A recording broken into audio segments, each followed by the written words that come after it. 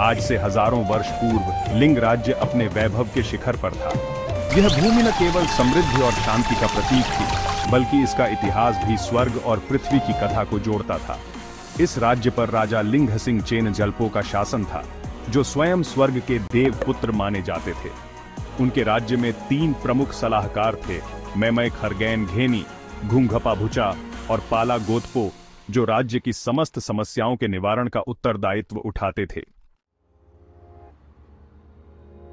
एक दिन जब तीनों प्रमुख मंदिर में पूजा कर रहे थे, तो लिंगपण में एक भयानक दृश्य उभरा।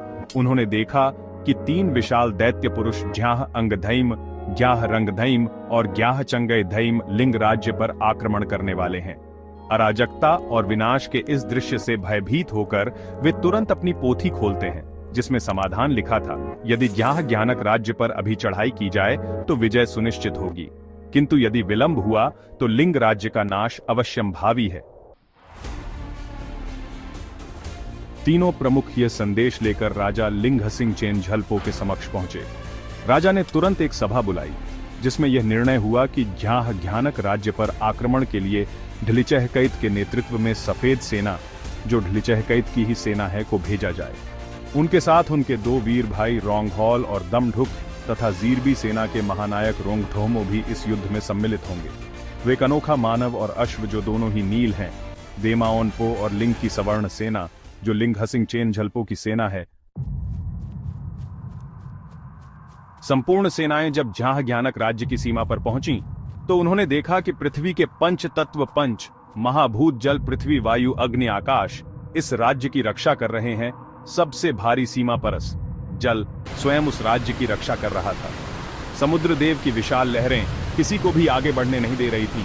सेनाओं में निराशा फैल गई, क्योंकि उनके पास इस महासागर को पार करने की कोई योजना नहीं थी।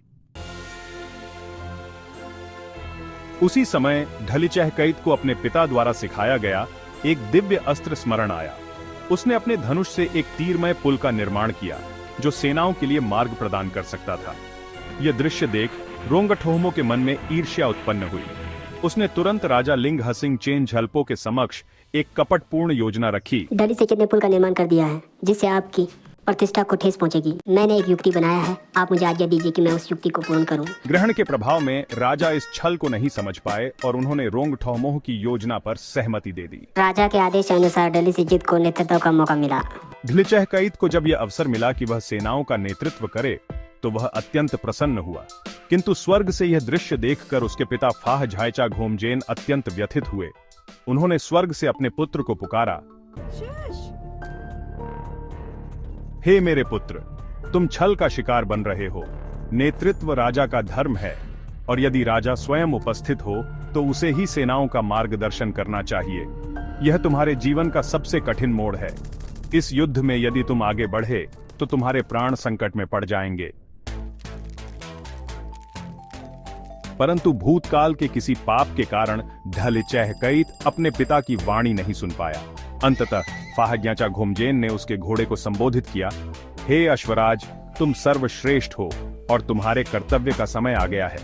यदि तुम्हारे स्वामी की लगाम दाएं मुड़े तो तुम बाईं ओर जाना, और यदि बाईं ओर मुड़े तो तुम दाईं ओर जाना, परंतु किसी भी स्थिति में उसे पुल पार करने मत देना।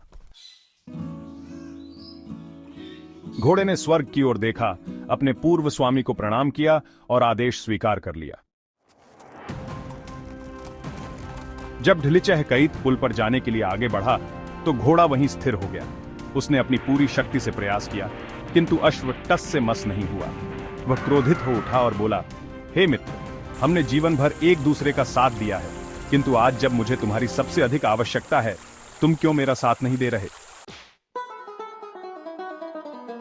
जब घोड़ा फिर भी नहीं बढ़ा, तो ढलिचहकैत ने क्रोध में आकर चाबुक उठाया। पहला वार उसके बालों पर पड़ा, जिससे उसके समस्त रोमझुर्रियों ने उसका साथ छोड़ दिया। दूसरा वार उसके मांस पर पड़ा, जिससे उसमें गहरी दरारें आ गईं।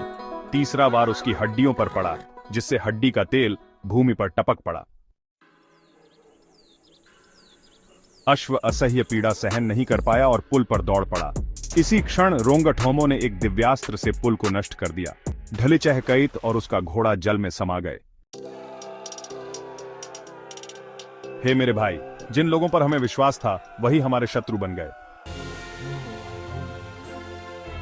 किंतु सबसे छोटे भाई दमढुक ने उसे सांत्वना दी। भाई, चिंता मत करो, मैं दिव्य कलाओं का झांता हूं। सफेद वस्त्र बिछाओ और उस पर स्वर्ण अक्षरों में एक अलौकिक मंत्र श्री लिखो।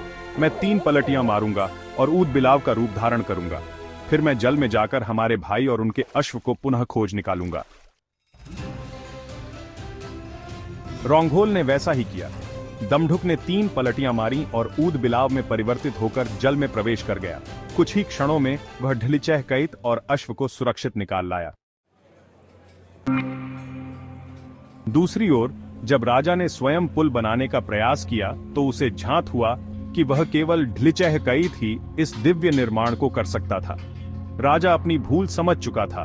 उसने ढिलिचह कैत से क्षमा मांगी और रोंगठोमो भी अपने कृत्य पर लज्जित होकर दंड की याचना करने लगा। किंतु यह केवल प्रथम तत्व की परीक्षा थी। अब भी शेष 4 महापंच भूतों की रक्षा को भेद कर जहां ज्ञानक राज्य तक पहुंचना शेष था। यह कथा केवल प्रारंभ है। शेष तत्वों की परीक्षा और लिंग राज्य की महागाथा जानने के लिए इस यात्रा को जारी रखें। आप सब्सक्राइब करें। हमारे पास 300 कहानी का एपिसोड है। यह प्रथम है